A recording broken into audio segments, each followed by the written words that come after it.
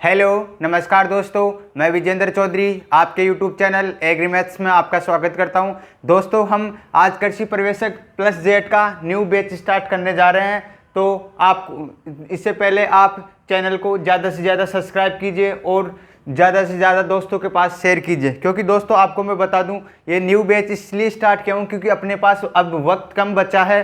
Only 5 महीने बचा है, तो ये कुछ कर गुजरने का वक्त बचा अपने पास। तो अपन कृषि पर्यवेक्षक का न्यू बैच स्टार्ट करने जा रहे हैं, जिसमें हम टॉपिक वाइज टॉपिक के क्वेश्चन भी बताऊंगा कि कितनी बार एग्जाम में पूछा गया है और कितनी बार ये बार बार रिपीट हुआ है, ये कौन कौन से क्वेश्चन बार बार रिपीट हुए हैं या अब की बार कौन से क्वेश्चन आने की संभावना है। तो अपन अपना मेन टारगेट रहेगा कृषि पर्यवेक्षक प्लस, उसके साथ अपन जेट की भी प्रिपरेशन करवाएंगे। अपने से जो छोटे बच्चे हैं उनको अपन जेट की भी प्रिपरेशन करवाएंगे और इसके साथ अपना कृषि पर्यवेक्षक और प्लस जेट दोनों का बैच चलेगा। तो अपन इससे पहले अपन बीएससी एग्रीकल्चर जो उसमें सब्जेक्टों की क्लासें लगा रहे थे, अपन बीएससी एग्रीकल्चर के अंदर उसमें अपना मैथ हो गई थी और अपन अभी हॉर्टिकल्चर की क्लासेस स्टार्ट कर दिए और अपना सुबह का बैच रहता है उसमें अपन बीएससी एग्रीकल्चर की क्लासें करवाते हैं। इसके बाद में अपन आज 1 जून को कृषि पर्यवेक्षक प्लस जेड का न्यू बैच स्टार्ट किए हैं। इसलिए दोस्तों मैं आपको बता दूं ये क्लासें बहुत ही इंपॉर्टेंट होने वाली है और आपको मैं पहले तो ओनली ये थ्योरी वगैरह समझा के आप बस ऐसा एक काम करो कि बस क्लासों को ज़्यादा से ज़्यादा शेयर करो और चैनल को सब्सक्राइब करो। आगे का काम मेरा है समझाने का, आपको अच्छी तरह से समझाऊंगा, बस आप ध्यानपूर्वक क्लास को स्किप ना करें और ध्यानपूर्वक क्लास को देखें। ठीक है दोस्तों, अपनी जो सुबह की क्लास है उसमें भी एग्री मैथ्स में जुड़िए।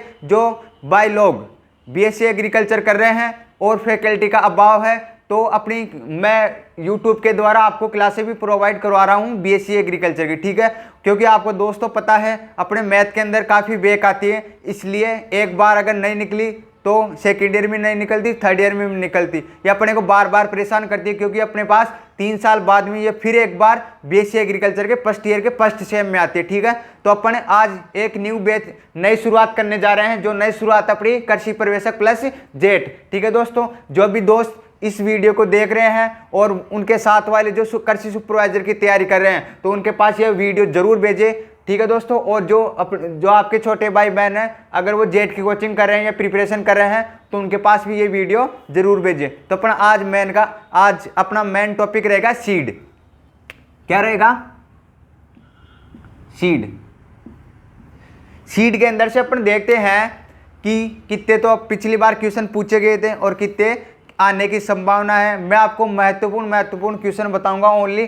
और अपनी साप्ताहिक एक ऑफलाइन भी बैच स्टार्ट कर रहे हैं अपन 1 जून से। तो आपको मैं दोस्तों बता दूं अपने साप्ताहिक तो टेस्ट लगेगा और ऑनलाइन में भी अपन टेस्ट सीरीज आपको डाल दी जाएगी। ठीक है, और दोस्तों अगर आप जो बीएससी एग्रीकल्चर के स्टूडेंट हैं, वो आप अगर किसी को नोट्स वगैरह अवेलेबल करवाने हो तो मेरे यूट्यूब चैनल के डिस्क्रिप्शन बॉक्स में मेरे WhatsApp group, Insta group, Telegram group की लिंक दी हुई है, तो वहाँ से जाकर आप ज्वाइन कीजिए और आप मेरे को तुरंत मैसेज कीजिए कि सर किसके क्या नोट्स चाहिए, कौन से सब्जेक्ट के क्या चाहिए। मैं आपको कृषि पर्यवेक्षक के भी नोट्स अवेलेबल करवाऊंगा। ठीक है दोस्तों, तो अपना है आज का टॉपिक सीड।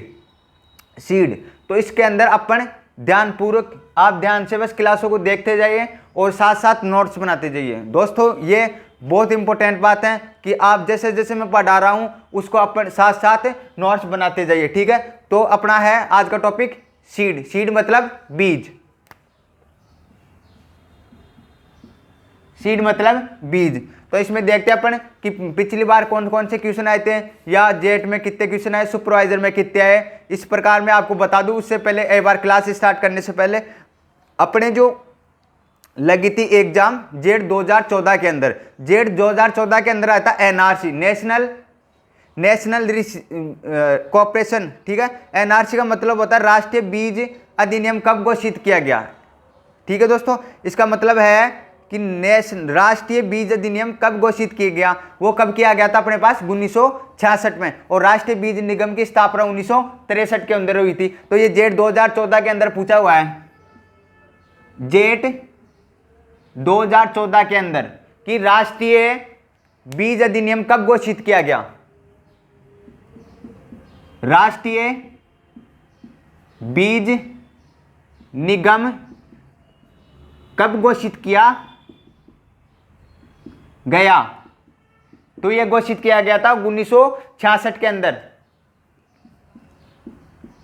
ठीक है, इसके बाद में अपन देखते हैं कि आगे कौन कौन से क्वेश्चन आते हैं। जेड 2012 में फिर एक क्वेश्चन आया था, खाद्यान्नों के सुरक्षित भंडारण के लिए कितने प्रतिशत नमी पर भंडारित करना चाहिए? यह करना चाहिए अपने को 10 से 12%। ठीक है, एक बार दोस्तों आप देखते जाइए कि सुपरवाइजर में इसके अंदर कितने क्वेश्चन आए थे और जेड के अंदर कितने क्वेश्चन आए थे, तो आपको भी पता चल जाएगा कि महत्वपूर्ण टॉपिक है या नहीं है। क्योंकि हर बार एग्जाम में या तो जेड हो या सुपरवाइजर ले लो या ICR ले लो, कोई भी कंपटीशन के एग्जाम ले लो, इसमें से एक दो क्वेश्चन तो हमेशा उठते ही हैं। ठीक है, तो अपना है अगली ओर चलते हैं। एग्रीकल्चर सुपरवाइजर 2012 के अंदर आया था क्वेश्चन और जेड 2010 के अंदर भी एक क्वेश्चन आया था, जो मैं आपको बताने जा रहा हूं। अपने पास क्वेश्चन है सर्टिफाइड। सर्टिफाइड मीन्स प्रमाणित। सर्टिफाइड का मतलब होता है प्रमाणित। सर्टिफाइड का मतलब होता है प्रमाणित बीज की थैली पर किस रंग का टैग लगा रहता है? कि जो प्रमाणित बीज की थैली होती है हमारे पास, उसका रंग, उसके टैग का रंग किस प्रकार का होता है? तो अपने को बताना था नीला रंग का। किस रंग का? नीला रंग का। कि सर्टिफाइड जो बीज की थैली होती है उसके टैग का रंग कैसा होता है? अपने पास नीला। तो ये पूछा गया था जेड 2010 के अंदर और एग्रीकल्चर सुपरवाइजर 2012 के अंदर। जेड 2010 जेड एग्रीकल्चर सुपरवाइजर 2010 के अंदर। ये तो 2012 में, ये 2010 में। आपको पिछले वाला डाटा उठा के देख लिए, आपको मैं कोई गलत नहीं बता रहा हूं, ये पिछले एग्जाम में पूछे गए थे। अब देख लो 2010 के अंदर अपने पास सुपरवाइजर के अंदर भी आया था और जेड 2012 के अंदर अपने पास ये प्रमाणित बीज वाला क्वेश्चन आया था। ठीक है, इसके बाद में अपन देखते हैं डबल के अंदर भी आया था क्वेश्चन पूछे जाने वाला है। डबल का मतलब होता है असिस्टेंट ऑफिसर। ठीक है, क्या होता है? जो ये डबल होता है, मैं आपको बता दूं कि ये इसकी एग्जाम कब लगती है, क्या होता है, इसकी प्रोसेस बताता हूं मैं। जब अपन 12th पास करके एक जेट का प्रिपरेशन टेस्ट एग्जाम देते हैं, उसके बाद में अपन को BSc के अंदर सेलेक्ट हो जाते हैं। ठीक है, BSc के अंदर सेलेक्ट होते हैं, जैसे अपनी डिग्री कंप्लीट होती है 4 साल की। ठीक है, डिग्री कंप्लीट होते हैं अपने को एक तो डबल की तैयारी करनी पड़ती है। उसमें डबल की उससे पहले मतलब जब अपन BSc कर रहे थे उस टाइम पे अपन डबल की एग्जाम नहीं दे सकते। जैसे अपन BSc कंप्लीट हो जाती है तो अपन डबल की एग्जाम देने के लिए क्वालिफाई हो जाते हैं। ठीक है, उससे पहले एग्रीकल्चर सुपरवाइजर आती है, जो उसको अपन BSc के बाद में भी दे सकते हैं, MSc के बाद में भी दे सकते हैं। और इसके मतलब जब अपन 12th पास कर रखे हैं, जो स्टूडेंट 12th पास कर रखे हैं, ओनली जो 12th पास कर रखे हैं, उनके लिए भी कृषि पर्यवेक्षक की लिए बड़ी चुनौती है कि वे BSc के लिए कोई अब की बार कोई नियम कोई कायदा नहीं है कि अपने पास BSc होनी अनिवार्य है। अपने पास ओनली अपने पास 12th पास होनी चाहिए। किससे? एग्रीकल्चर से। वो बंदा एग्रीकल्चर सुपरवाइजर की तैयारी कर सकता है। ठीक है दोस्तों, और कुछ समय नहीं बचा, ओनली 5 महीने बचे हैं। तो आप क्लासों को ज़्यादा से ज़्यादा शेयर कीजिए और क्लासों को ज़्यादा से मज़ा लेकर पढ़िए, क्योंकि दोस्तों अगर अपन मज़ा लेकर पढ़ेंगे तो अपने समझ में भी आएगी और आप बोरिंग भी नहीं होगे। ठीक है दोस्तों, अब मैं बता दूं डबल के अंदर कौन सा क्वेश्चन आया था। डबल 2019 के अंदर, 2019 के अंदर आने वाले क्वेश्चन। ठीक है, आने वाले क्वेश्चन अपने पास आधार बीज की थैली पर किस रंग का टैग रहता है? आधार बीज की रंग, आधार बीज की थैली, आधार बीज की थैली पर किस रंग का टैग होता है? टैग होता है।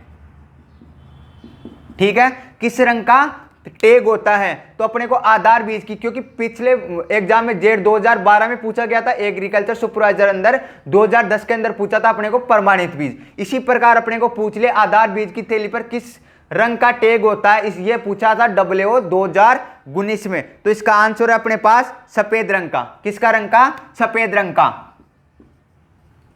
आधार पर तो अपने पास पूछा जाए कि प्रमाणित बीज की थैली का रंग टैग कैसा होता है, तो अपने को बताना है किस रंग का होता है।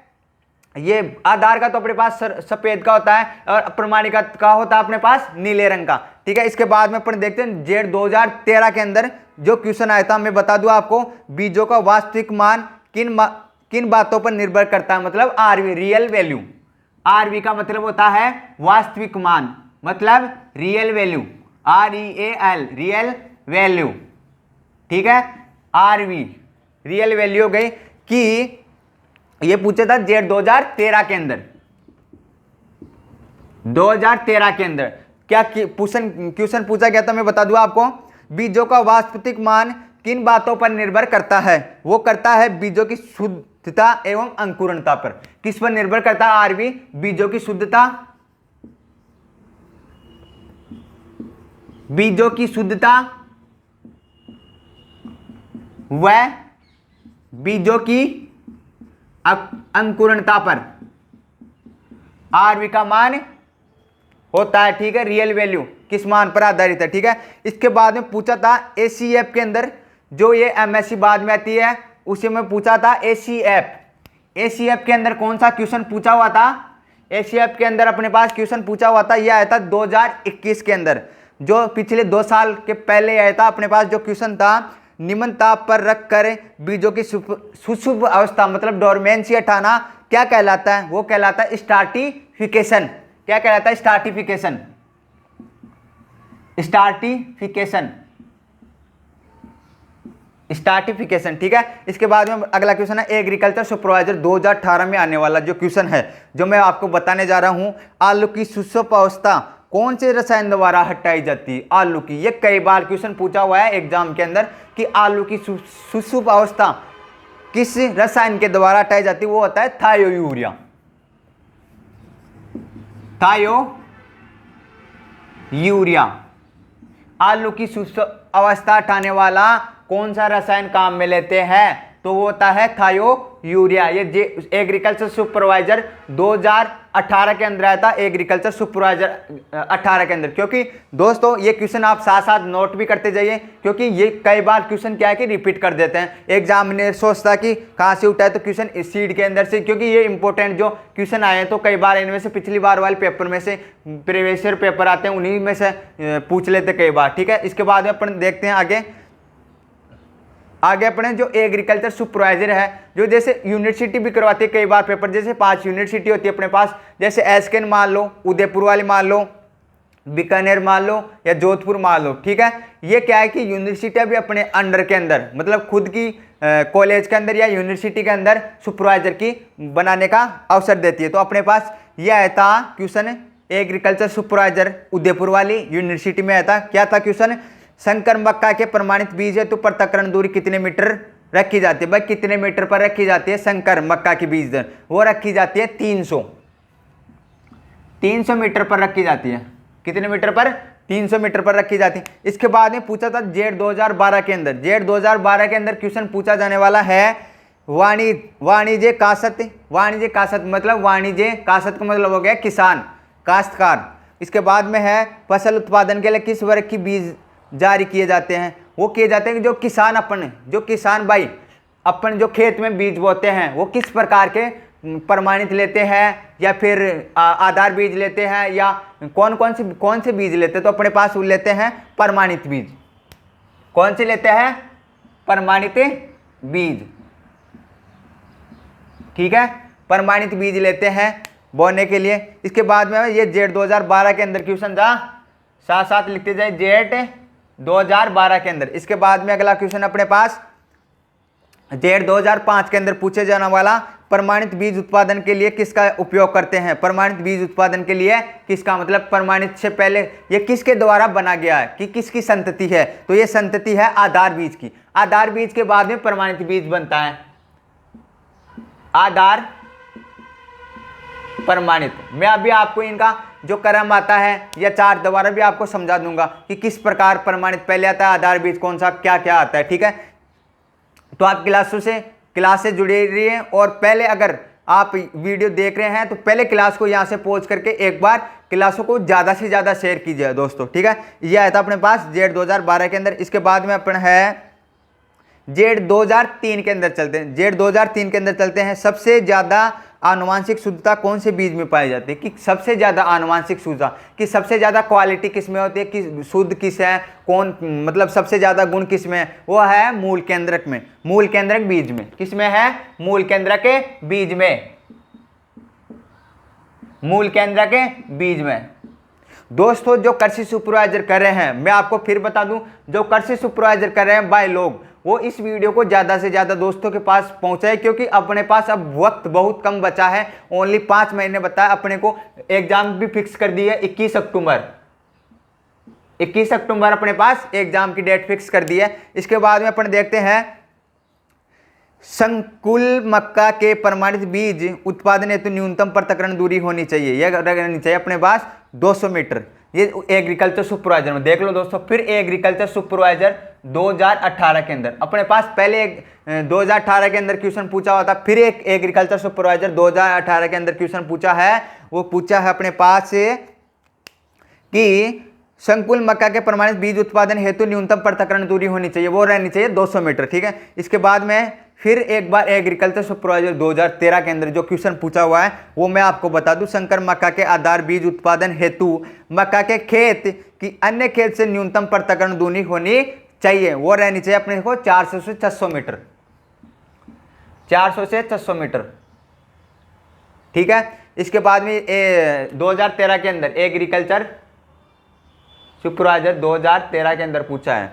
इसके बाद में आ गया है अपना क्वेश्चन WO एग्जाम में, फिर 2018 के क्वेश्चन अंदर पूछा है कि सीड के अंदर से 2 क्वेश्चन तो आ गए अभी तक, WO के अंदर भी आ गए और एग्रीकल्चर सुपरवाइजर के अंदर भी आ गए, और काफ़ी क्वेश्चन जेट के। इसमें क्या है कि अपने पास ज़्यादा जेट के क्वेश्चन आ रहे हैं एग्रीकल्चर सुपरवाइजर, अब इसमें जेट से ज़्यादा रिलेटेड पूछे जाते हैं। और ये ऐसा नहीं है कि महत्वपूर्ण नहीं है, महत्वपूर्ण ऐसा है कि अपने जो 5 महीने हैं, क्योंकि ये अपने पास टॉपिक भी छोटा है और ये बहुत ही महत्वपूर्ण होने वाला अपनी क्लास आज की, तो इस क्लास को ज़्यादा से ज़्यादा शेयर कीजिए दोस्तों, ठीक है। इसके बाद में अपन चलते हैं WO के अंदर 2018 के अंदर जो क्वेश्चन पूछा हुआ था वो आपको मैं बता दूँ।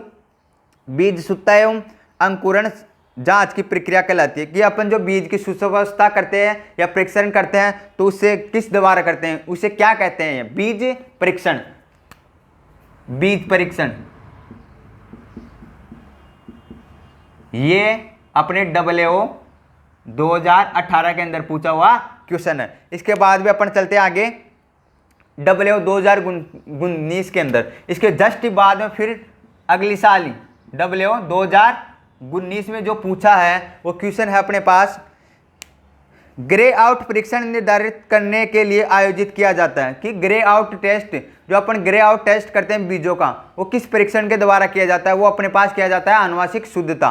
किसके द्वारा? आनुवांशिक शुद्धता, जो WO 2019 में पूछा हुआ था। इसके बाद में अपना है HRO, कोई HRO एग्जाम होती है, इसके अंदर भी अपने पास 2018 के अंदर जो क्वेश्चन पूछा जाता है HRO के अंदर, HRO के अंदर 2018 के अंदर जो क्वेश्चन पूछा है वो अपना है प्याज के आधार पर बीज उत्पादन के लिए न्यूनतम पृथक्करण दूरी होनी चाहिए, वो होनी चाहिए अपने पास 1000 मीटर। कितनी होनी चाहिए? 1000 मीटर, 1000 मीटर होनी चाहिए अपने पास प्याज के लिए। अगला क्वेश्चन है HRO में फिर पूछे जाने वाला 2018 के अंदर, HRO 2018 के अंदर। तो आपको मैं बता दूं दोस्तों, हर एग्जाम के अंदर सीड के अंदर से कई बार 3 बार रिपीट हो गया यही क्वेश्चन, और कई बार 2 बार हो रहे हैं, ठीक है। 2018 के अंदर जो क्वेश्चन पूछा होता है HRO के अंदर, वो मैं आपको बता दूं। बीज उत्पादन में पृथक्करण करते हैं, वो करते हैं अवांछनीय पौधे को निकालने हेतु।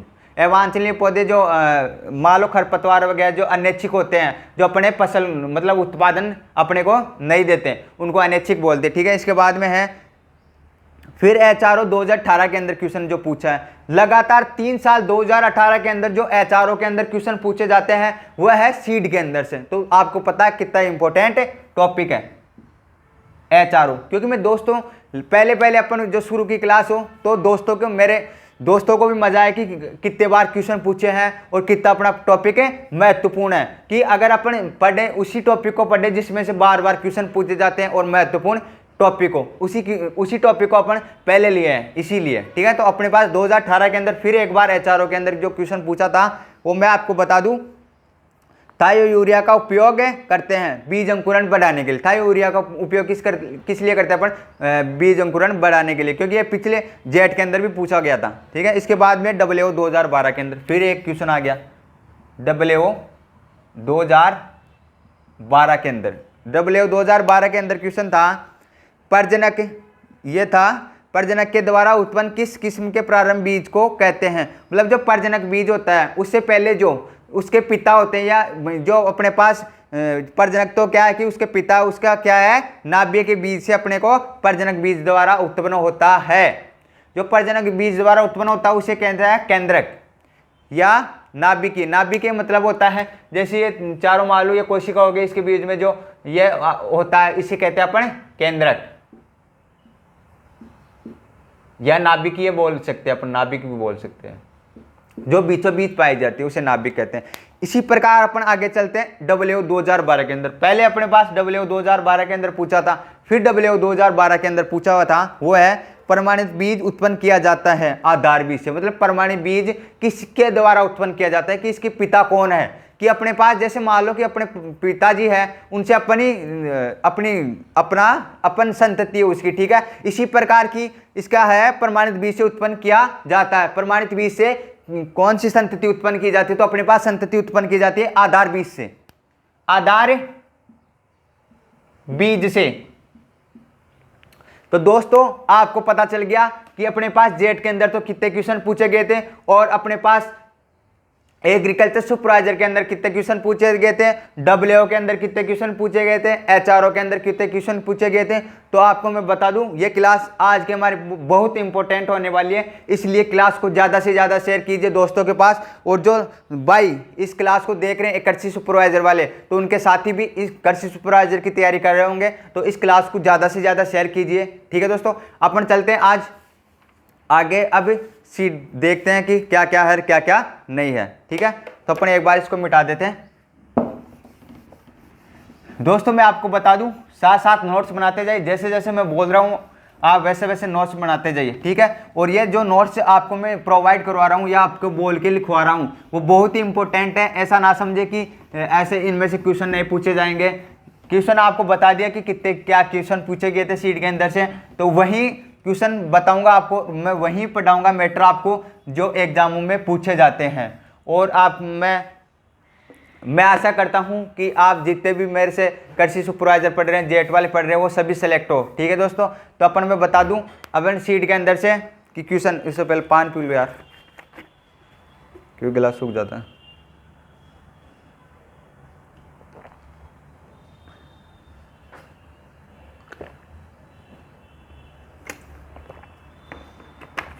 तो अपना टॉपिक है सीड। अपन देख लिया कि सीड के अंदर से कितने बार क्वेश्चन पूछे जाते हैं, कौन कौन से क्वेश्चन आ गए, किस एग्जाम में कितने क्वेश्चन आए, और किस एग्जाम में कितने बार क्वेश्चन रिपीट हुए। तो अपन अब सीड का टॉपिक ले लेते हैं, ठीक है।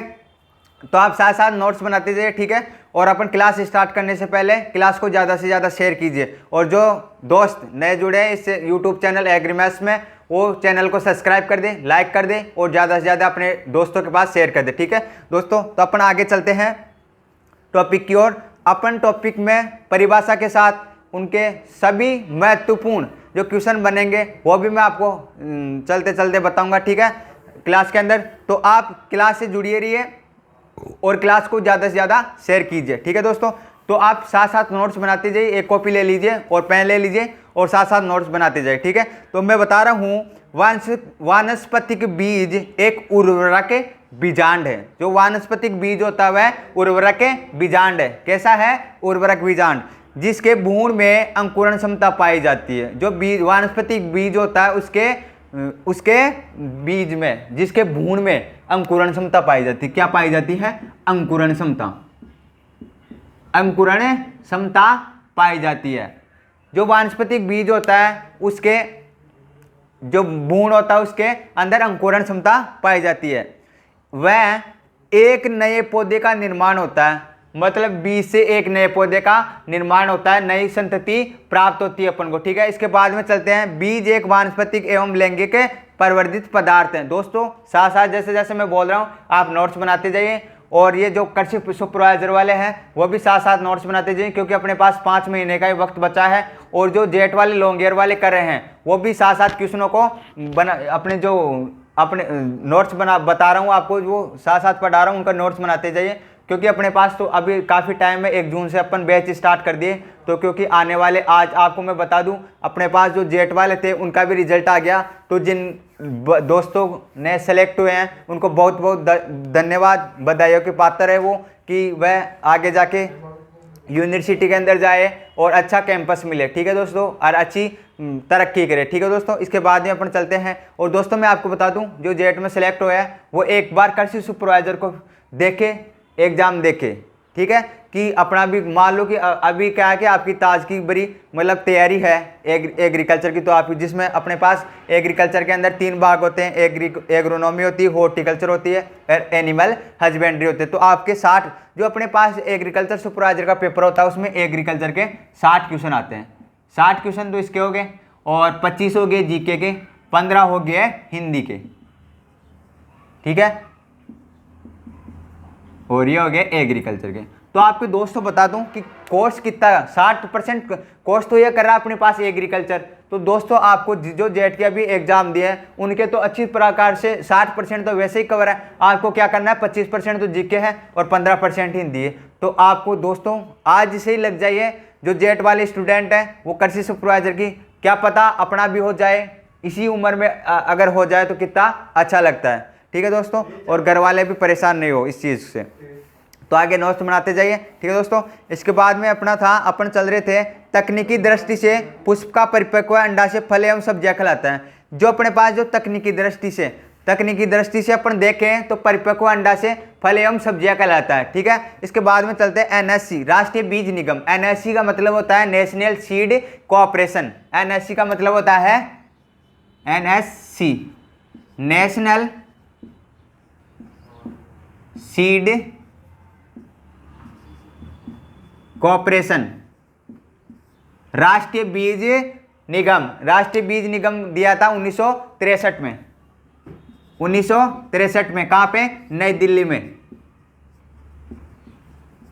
इसके बाद में अपन चलते हैं केंद्रीय बीज परीक्षण प्रयोगशाला कहां पे है। केंद्रीय बीज परीक्षण प्रयोगशाला थी अपने वाराणसी में।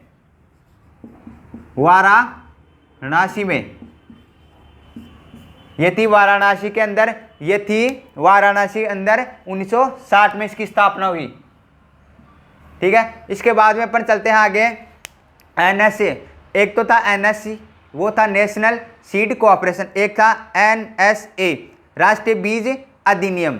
ठीक है, राष्ट्रीय बीज अधिनियम बना था, पारित हुआ था अपने पास 1966 में। एनएसए ये था 1966 में। ठीक है, इनमें से क्वेश्चन कई बार एनएससी का पूछ लेते, कई बार एनएसए का पूछ लेते, कई बार आरआरसी का पूछ लेते। ये होता है ना अपने पास आरएसएससी। ठीक है, तो अपन आगे चलते हैं।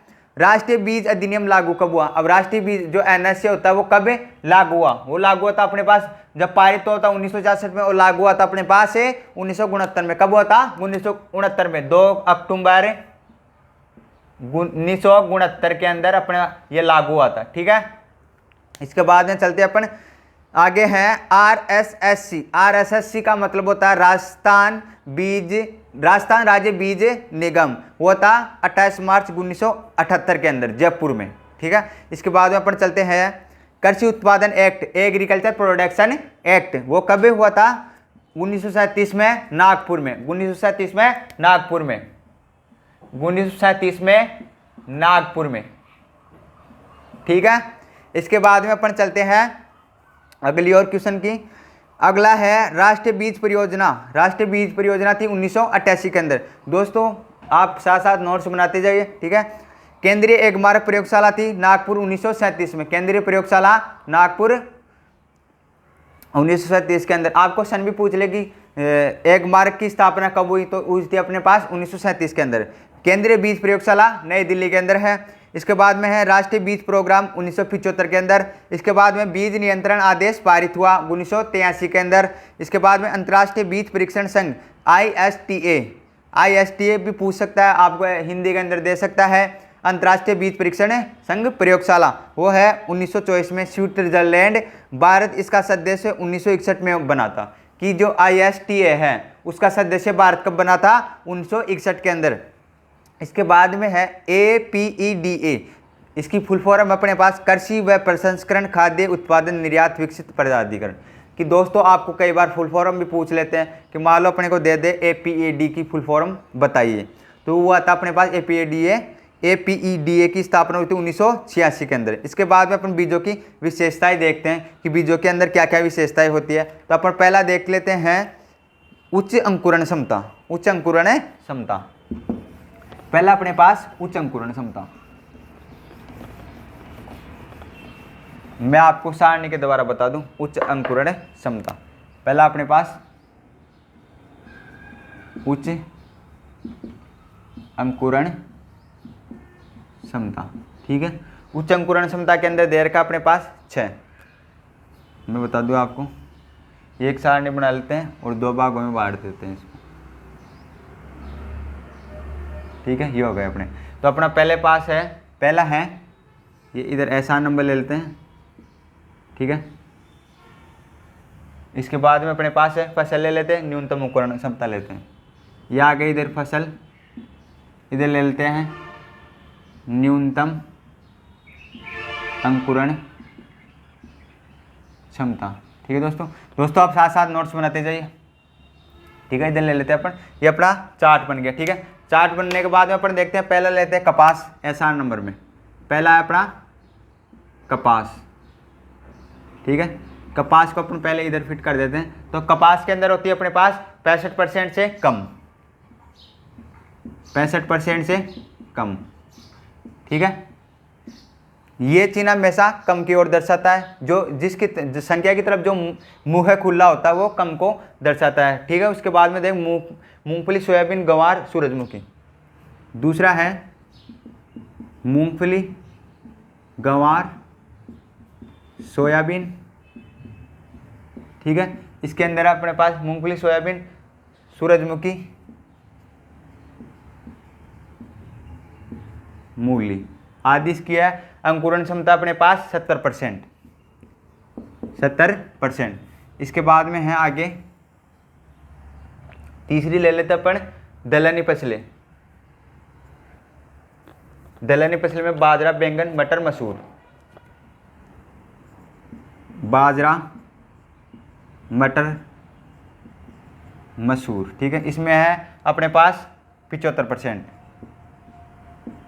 ठीक है, अपन चौथी लेते हैं। चौथी के अंदर अपने पास दे रखा है दान, जवार, तिल, बरसिम।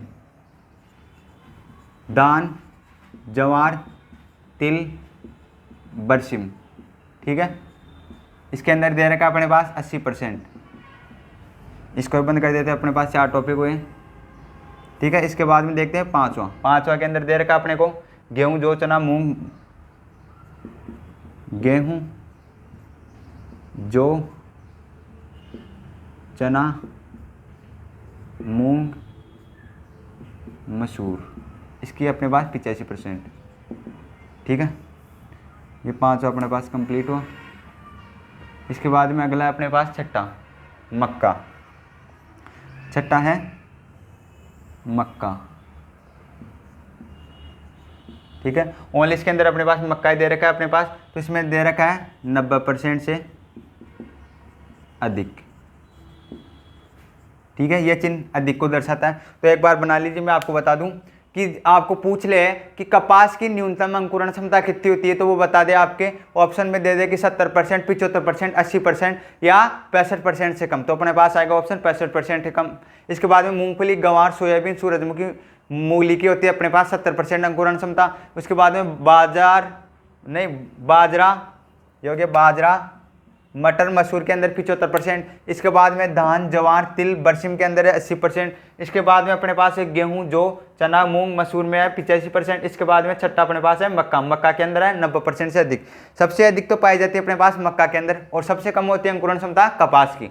कि आपको कई बार क्वेश्चन पूछ ले कि सबसे न्यूनतम अंकुरण क्षमता किसकी पाई जाती है, वो पाई जाती है अपने पास कपास की। और सबसे ज़्यादा न्यूनतम अंकुरण क्षमता किसकी पाई जाती है? वो पाई जाती है अपने पास मक्का की। ठीक है दोस्तों, उतार लीजिए एक बार इसको या स्क्रीनशॉट ले लीजिए दोस्तों, जल्दी जल्दी उतारिए, कोई क्वेश्चन या क्लास अपनी लंबी हो जाएगी। ठीक है, इसके उतार लिए होंगे। ठीक है दोस्तों, इसके बाद में अपन चलते हैं बीज अंकुरण प्रतिशत। यही था उच्च अंकुरण, अपने पास था टॉपिक। अपना पहला टॉपिक अभी तक पूरा नहीं हुआ। पहला टॉपिक के अंदर था अपने पास बीज अंकुरण क्षमता, बीज अंकुरण क्षमता, जो इसके अंदर एक सूत्र दे रखा वो मैं आपको लिखवा दूं, बीज अंकुरण प्रतिशत का। बीज अंकुरण प्रतिशत का सूत्र। ठीक है, ये होता है अपने पास अंकुरित बीजों की संख्या, बोए गए बीजों की संख्या। अंकुरित बीजों की संख्या दोस्तों, आप साथ साथ नोट्स बनाते जाइए, और बोए गए बीजों की संख्या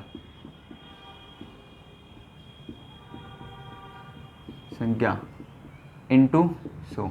ठीक है दोस्तों, मैं आपको बता दूं अंकुरित बीजों की संख्या। अंकुरित बीजों की संख्या वह होती है जो अपन जो खेत में बो देते हैं और वह उग जाती है। तो अंकुरण जो कितने उगे बीज और बोए गए बीज, जो जितने मान लो कि अपन खेत के अंदर कितने बीज बोए थे और कितने बीज उगे हैं, ये तो आ गया। इसके अंदर अपन गुणा के अंदर 100 कर देते हैं, गुणा 100, ये 100 है। ठीक है, तो अपने पास बीज अंकुरण प्रतिशत कैसे निकालते हैं? बीज अंकुरण प्रतिशत अपन पहले तो ले लेते हैं कि कितने अपने पास बीज अंकुरित हुए, उसके बाद अपन कितने बीज बोए थे इंटू 100 कर देंगे। ठीक है, इसके बाद में है आगे लिखिए, बीजों की अंकुरण क्षमता ज्ञात करने के लिए कम से कम 400 बीजों की आवश्यकता होती है। जब अपन अंकुरण प्रतिशत निकालते हैं या अंकुरण क्षमता ज्ञात करते हैं तो अपने पास 400 बीजों की आवश्यकता होती है। कितने बीजों की?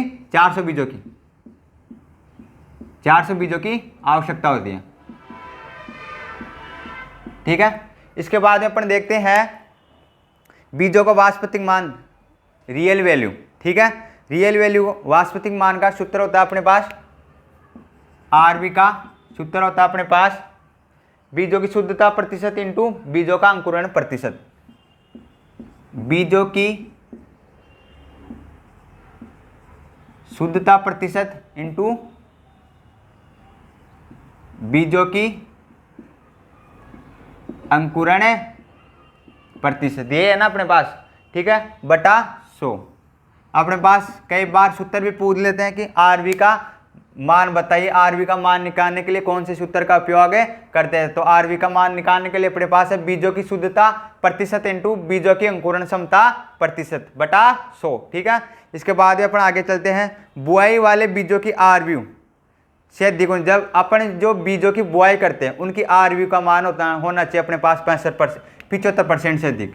अगर अपने पास रियल वैल्यू अगर अपन देखें या बीजों की अगर हम कोई बीजों की बुआई कर रहे हैं तो उससे अपना रियल वैल्यू 75% से अधिक होनी चाहिए। अगर अधिक हुई तो अच्छे क्वालिटी के बीज है, अन्यथा अच्छे क्वालिटी के बीज नहीं है। अपने को 75% से कम होंगे तो अपने को फसल भी अच्छी प्राप्त होगी, क्वालिटी की नहीं प्राप्त होगी और अपने को इनकम में ह्रास होगा। इसके बाद में देखते हैं बीजों की नमी, बीजों की नमी की मात्रा। बीजों की नमी की मात्रा दूसरा टॉपिक अपने पास, बीजों की नमी की मात्रा।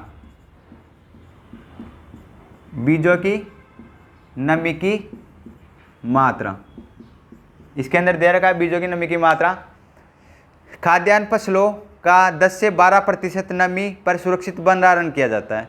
जो खाद्यान्न फसलें होती है जैसे अनाज वाली है ना, उनका 10 से 12% नमी पर सुरक्षित भंडार किया जाता है। 10 से 12% पर 10 से 12% पर सुरक्षित भंडारण किया जाता है।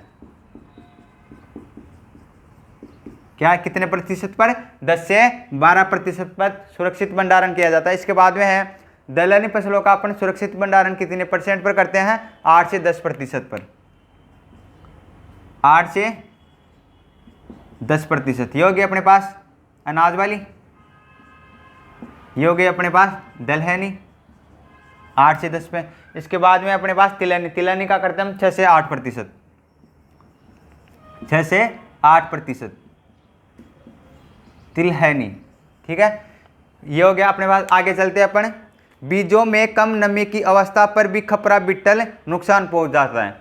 कि अपने पास जो नमी की अवस्था बीजों में कम, अगर अब बीजों के अंदर कम नमी भी हुई तो अपने को जो खपरा बिट्टल होता है वो भी अपने को नुकसान पहुंचाता है। उसका अपने जो बॉटनिकल नेम होता है खपरा बिट्टल का, वो होता है ट्रोगोडर्मा ग्रेनेरियम। क्या होता है? Trogoderma granarium. ठीक है, इसके बाद में देखते हैं हम बीजों के प्रकार। बीजों के प्रकार इसी के अंदर है, बीजों की नमी की मात्रा के अंदर बीजों के प्रकार। ठीक है, कि कितने प्रकार के बीज होते हैं अपने पास।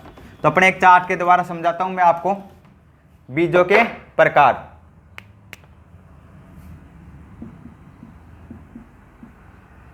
दोस्तों आप साथ साथ नोट्स बनाते जाइए। बीजों के प्रकार अपने पास चार्ट बनाने, इधर तो ले लेते हैं अपन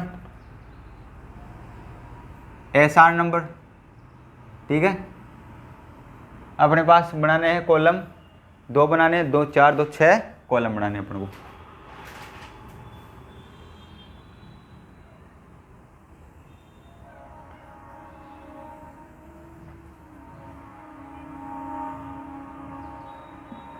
ठीक है, अपने पास ये कॉलम बन गए। ठीक है, इसके बाद में अपन देखते हैं कॉलमों में है मूल केंद्रक या नाभिकीय बीज। पहला अपने पास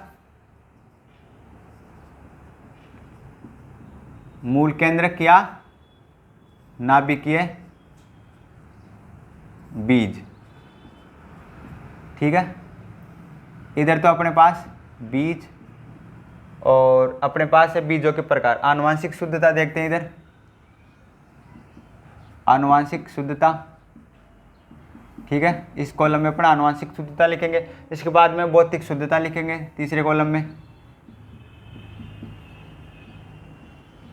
भौतिक शुद्धता। इसके बाद में चौथे के अंदर लिखेंगे टेक का रंग, किस प्रकार का रंग होता है, टेक का रंग। अब इसके बाद अपन देखते हैं देख रेख, कि किस प्रकार अपन देख रेख करेंगे बीजों की, देख रेख। इसके बाद में अपन है अगली ओर चलते हैं, टेक का आकार। इसके अंदर अपन टेक का आकार देखेंगे कि 12x10 का होता है, कितने का होता है। ठीक है, तो अपने पास हो गया ये मूल केंद्रक या नाभिकीय बीज। इसके अंदर अपन देखते हैं आनुवांशिक शुद्धता होती है इसकी। आनुवांशिक शुद्धता के अंदर 100% इसकी आनुवांशिक शुद्धता होती है, 100%। दोस्तों एक बार मार्कर नहीं चल रहा, मैं चेंज कर लेता हूँ मार्कर। आनुवांशिक शुद्धता होती है इसकी 100%। ठीक है, इसके बाद में इसकी भौतिक शुद्धता, भौतिक शुद्धता भी कितनी होती है? 100%। इसके बाद में इसकी है टेक का कोई रंग नहीं होता इसके अंदर। इसके बाद में है देख रेख, इसकी कौन करता है? प्रजनक। इसके बाद में है टेक का आकार होता है, कोई टेक का इसके अंदर आकार नहीं होता। इसके बाद में अपन चलते हैं आगे प्रजनक बीज। दूसरा है प्रजनक बीज। प्रजनक बीज दे रखा अपन को, मैं आपको बता दूं प्रजनक बीज के अंदर दे रखा अपन को भौतिक, अपने पास आनुवांशिक शुद्धता 100% होती है और 100% ही अपने पास भौतिक शुद्धता होती है। और टेक का रंग होता है अपने पास सुनहरा नीला, सुनहरा पीला, सुनहरा पीला। और देख रेख कौन करता है? इसकी देख रेख करता है प्रजनक बीज। इसकी भी कौन करता है? प्रजनक बीज।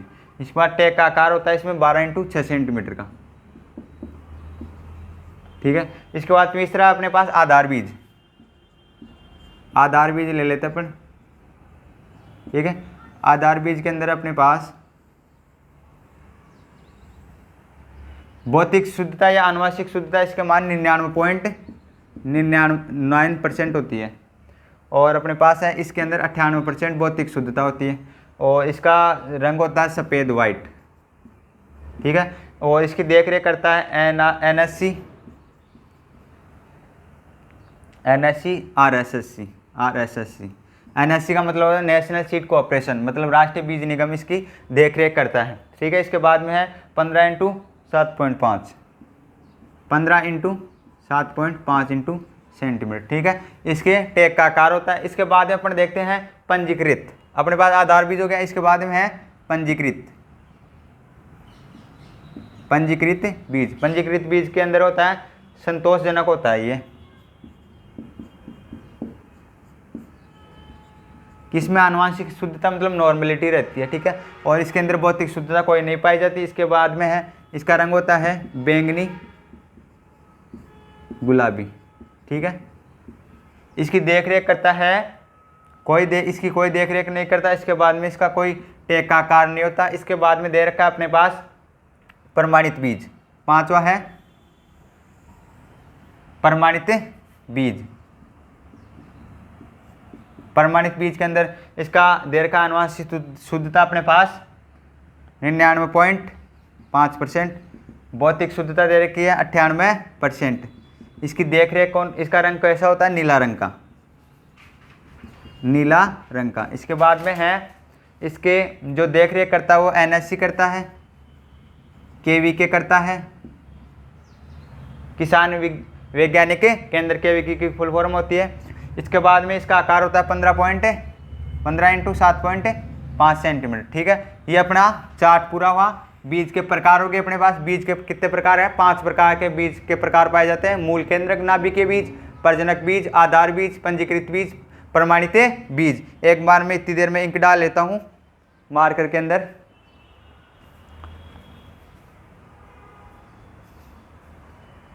उतार लीजिए इतनी देर में आप।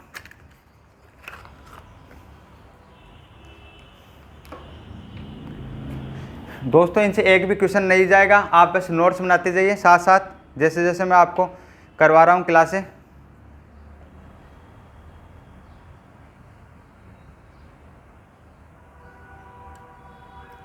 ठीक है दोस्तों, साथ साथ नोट्स बनाते जाइए आप। आगे देखते हैं अपने कि इसमें क्या दे रखा है। अपने पास बीज के प्रकार हो गए, 5 प्रकार के हो गए अपने पास। मूल केंद्रक हो गया, आधार बीज हो गया, प्रजनक बीज हो गया, पंजीकृत बीज हो गया और प्रमाणित बीज हो गया। इनके अपन टेक का रंग देख लिए, टेक का आकार देख लिए, कि भौतिक शुद्धता देख लिए, इनकी कौन देख रेख करता है, आनुवंशिक शुद्धता देख लिए। तो इनमें से इन ज़्यादा जो क्वेश्चन पूछते जाते हैं, या तो अपने पास टेक का रंग पूछ लेते हैं, क्योंकि आपको मैं अभी शुरू के अंदर बताया था कि कितने क्वेश्चन आए थे इसके अंदर, ठीक है। और इसके अलावा अपने को पूछ लेते हैं, कई बार ऐसे पूछ ले मतलब पूछ ले प्रजनक बीज के टेक का आकार कितना होता है, तो अपने को बताना है 12 इंटू 6 का। इसी प्रकार अपने को इसकी देख रेख कौन करता है, जैसे हम अभी कई बार पिछले क्वेश्चन में जो मैं आपको बताया था, तो उसमें भी पूछा था कि आधार बीज के देख रेख कौन करता है, तो NSC RSSC, ठीक है। उतार लो, ठीक है दोस्तों, एक बार इसको उतार लीजिए आप।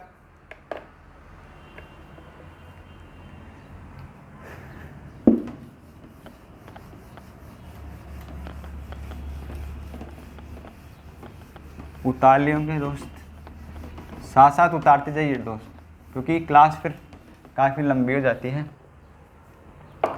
इसके आगे चलते हैं अपन। भारत में किसान को बीज व फसल उत्पादन के लिए प्रमाणित बीज वितरित किया जाता है। भारत सरकार ने किसानों को प्रमाणित बीज वितरित किए जाते हैं फसल करने के लिए, ठीक है। इसके बाद में है भारत में पंजीकृत बीजों का उत्पादन नहीं किया जाता। भारत में क्या है कि पंजीकृत बीज होता है, जो एक प्रकार का, जो 5 प्रकार में से एक प्रकार था पंजीकृत बीज, वो यहाँ पे भारत में नहीं किए जाते हैं। इसके बाद में आधार बीज को मातर बीज भी कहते हैं। जो आधार बीज बताया था मैं, उसको अपन मातर बीज भी कहते हैं, ठीक है, मदर सीड्स, ठीक है। इसके बाद में क्योंकि प्रमाणित बीज इसी से तैयार होता है, पर जो प्रमाणित बीज होता है वो आधार बीज से तैयार होता है। इसके बाद में है बीजों के अन्य प्रकार। बीजों के अन्य प्रकार में आपको बता दूं, पहला है बीजों के अन्य प्रकार में सत्य बीज, ट्रू फॉल लेबल सीड, ठीक है। इसमें किसी तरह का प्रमाणीकरण नहीं होता। जो सत्य बीज होता है उसमें किसी प्रकार का प्रमाणीकरण नहीं होता। इसके बाद में टेक का रंग ओपेल हरा होता है। इसके रंग, जो इसका टेक का रंग होता है वो ओपेल हरा होता है। कैसा होता है, ओपेल हरा, ओपेल हरा होता है, ठीक है, सत्य बीज का। इसके बाद में है इसे TFL बीज भी कहते हैं। TFL बीज का मतलब होता है ट्रू फॉल लेबल सीड, ठीक है। इसके बाद में सेकंड उन्नत बीज। उन्नत बीज के अंदर दे रखा है अपने को improved seed, improved seed, improve seed. दूसरा अपने पास इम्प्रूव सीड। इम्प्रूव सीड के अंदर होता है अपने पास ये शुद्ध बीज का प्रतिस्थापन है। ये शुद्ध बीज का, जो शुद्ध बीज होता है उसका प्रतिस्थापन है। इसके बाद में है ये देसी किस्में से 10 से 15% ज़्यादा उपज या आनुवंशिक क्षमता। जो अपने पास जो देसी बीज अपन जो घर से तैयार करते हैं किस्में, या पौधे तैयार करते हैं उनसे जो 10 से 15% ये उन्नत होती है, या उपज अधिक देती है। इसके बाद में तीसरा अपने पास बीज संकर बीज। संकर बीज में है 2 या 2 से अधिक किस्मों का संकरण द्वारा तैयार किया जाता है। जो संकरण किसे कहते हैं, संकरण बीज किसे कहते हैं, जो 2 या 2 से अधिक किस्मों से अपन तैयार करते हैं बीज, उसे संकरण बीज कहते हैं। इसके बाद में इस बीज की प्रथम पीढ़ी ही बुआई के लिए उपयोग की जाए। जो संकरण बीज की जो प्रथम पीढ़ी होती है वही बुआई के लिए उपयोग करते हैं अपन, ठीक है। इसके बाद में दे रखा है क्योंकि द्वितीय पीढ़ी में पौधे छोटे बड़े हो जाते हैं, क्योंकि द्वितीय पीढ़ी में जो इसका सर्कुलेशन होता है, जो बढ़ाई में कभी कभार वृद्धि ज़्यादा हो जाती है, कभी कभार वृद्धि कम हो जाती है, अपने पास क्वालिटी भी लो हो जाती है इसकी, और अपने को प्रोडक्शन भी कम मिलता है।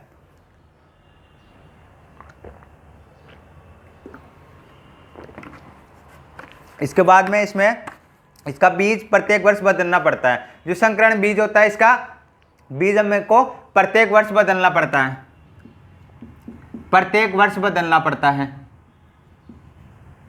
क्योंकि अगर प्रत्येक वर्ष नहीं बदलेंगे तो इसकी क्वालिटी वगैरह कुछ भी अपने को प्रोडक्शन भी अच्छा प्राप्त नहीं होगा, ठीक है। इसके बाद में है चौथा संकुल बीज। संकुल बीज में दे रखा है अपने को सामान्यतः 10 या इससे अधिक किस्मों के बीजों को मिलाकर तैयार किया जाता है। सामान्यतः या तो 10 या 10 से अधिक बीजों को मिलाकर ये किस्मत संकुल बीज तैयार किया जाता है। आपको पूछ ले संकुल बीज कैसे तैयार किया जाता है, सामान्यतः तो 10 या 10 से अधिक बीज मिलाकर संकुल बीज तैयार किया जाता है।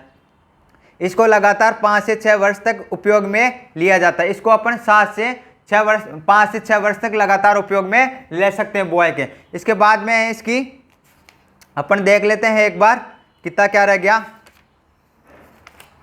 बीजों की। एक बार अपन बीजों की जीवन क्षमता देख लेते हैं। बीजों की जीवन क्षमता ज्ञात करने की विधि। बीजों की जीवन क्षमता ज्ञात करने की अपने पास बीजों की जीवन क्षमता ज्ञात करने की विधियां देखते हैं अपन, ठीक है। क्या देखते हैं अपन, मेथड्स। तो पहला है इसमें अपना टेट्राजोलियम टेस्ट। पहला कौन सा है, टेट्राजोलियम टेस्ट। टेट्राजोलियम टेस्ट अपन कैसे करते हैं मैं आपको बता दूं। टेट्राजोलियम टेस्ट को अपन टीजेड द्वारा भी दर्शाते हैं, टीजेड टेस्ट भी कहते हैं, ठीक है। इसके बाद में आगे चलते हैं अपन। इसे टीजेड 2,2,3,5 ड्राई मतलब ट्राई फिनाइल टेट्राजोलियम क्लोराइड से भी के नाम से भी पुकारते हैं इसको। इसके बाद में इसमें 1% टेट्राजोलियम क्लोराइड नामक रसायन द्वारा तीव्र गति से बीजों की जीवन क्षमता ज्ञात की जाती है। जो इसमें अपन टेट्राजोलियम टेस्ट करते हैं तो इसमें अपन 1% टेट्राजोलियम क्लोराइड नामक का 1%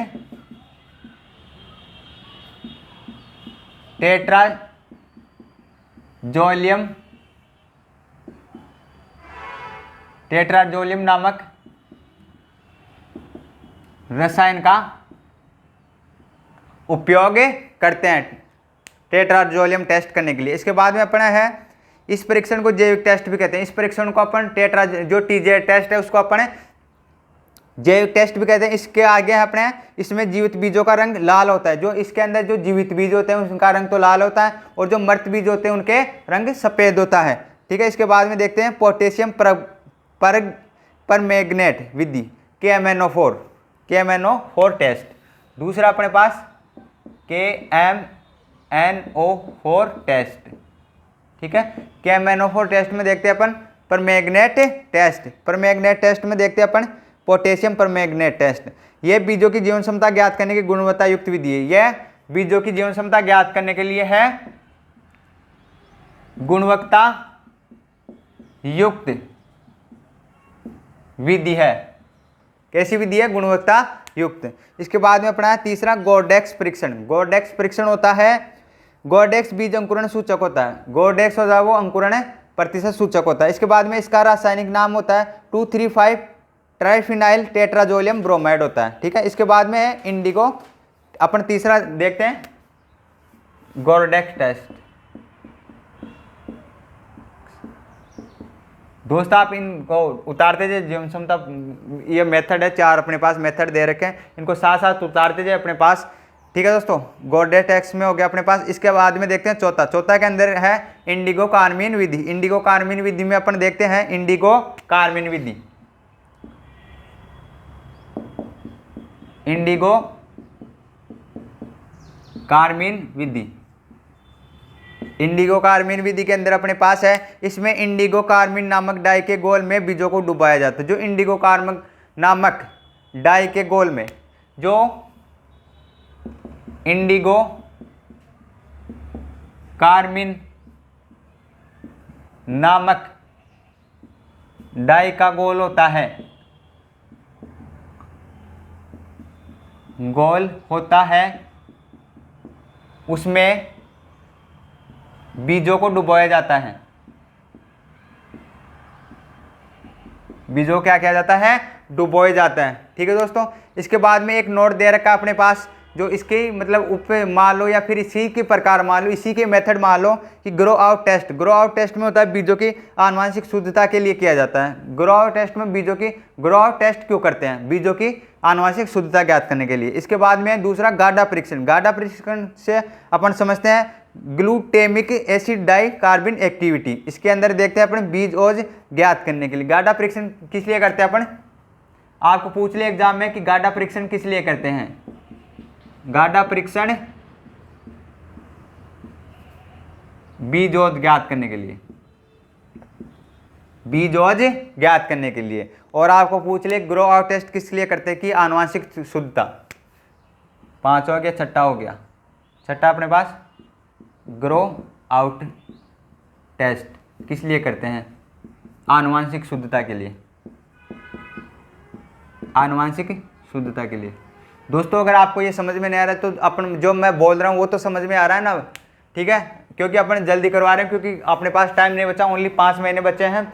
और इस क्लास को ज़्यादा से ज़्यादा दोस्तों के पास शेयर कीजिए, क्योंकि ये जो जेट के लिए और कृषि प्रवेशक दोनों की क्लास कारगर है। ठीक है, इसके बाद में अपन देखते हैं, ये अपनी क्लास आज यहीं समाप्त करते हैं।